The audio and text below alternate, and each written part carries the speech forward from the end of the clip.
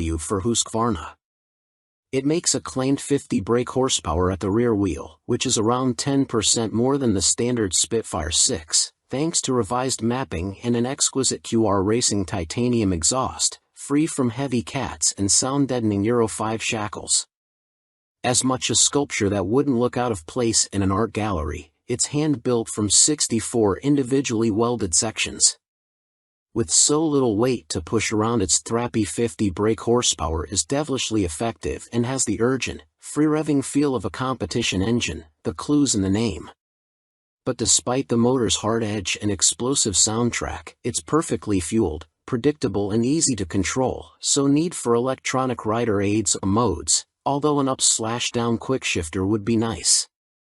It's a single and thrives on its meaty mid-range to thwack out of slow corners, but it'll also rev on to deliver a decent lick of speed, if you can handle the undamped, single-cylinder vibes that crescendo past 6,000 RPM.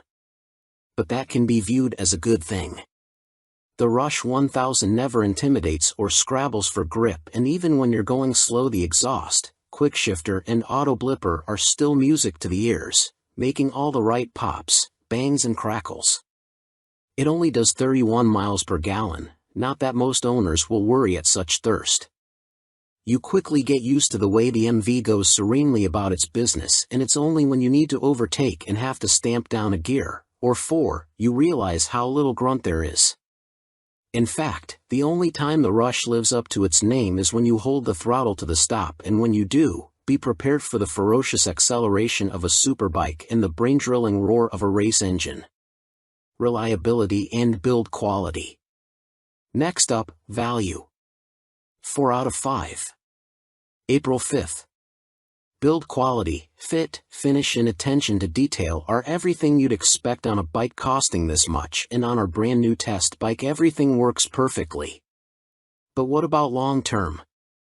Well, MV Agusta have improved reliability since welcoming their new Russian owners, and with UK importer Crazy Horse now fully up and running, spares supply shouldn't be a problem. The whole MV range also comes with a 3-year warranty and 2 years roadside assistance. Value versus rivals. Next up, equipment. 3 out of 5. March 5th. Whichever way you slice it, the Rush 1000 is eye-wateringly expensive to buy and run.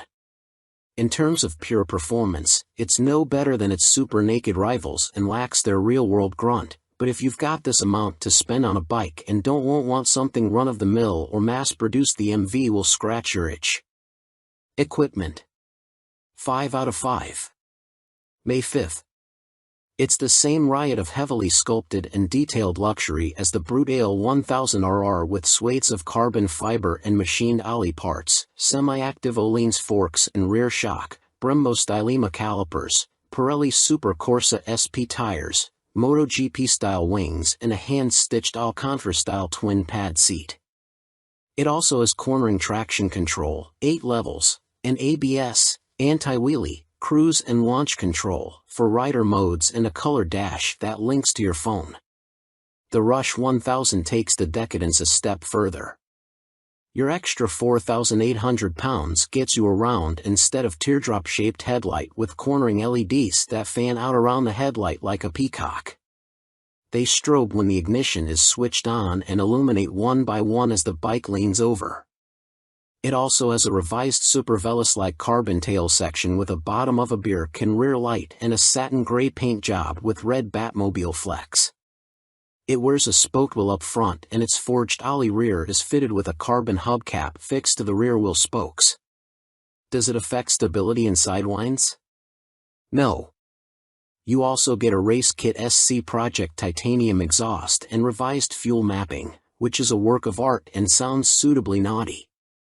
The Italian firm also creates the pipes for Marquez's Honda. MV Agusta Brutale 800 RRSCS, 2020, on review. Our test bike is the most refined, capable and exciting Brute Ale 800RR we've thrown a leg over. Everything from the power of its brutal Brembos, to the way it rolls beautifully into corners and the riotous din from its 3/cut pipes is feel-good overload. The hard seat is a pain after a few hours and it gets fidgety over bumpy backroads, but the MV handles and hangs on like a super sport racer over smooth ground. The Brudale 800RR has the most visceral auto blipper in biking.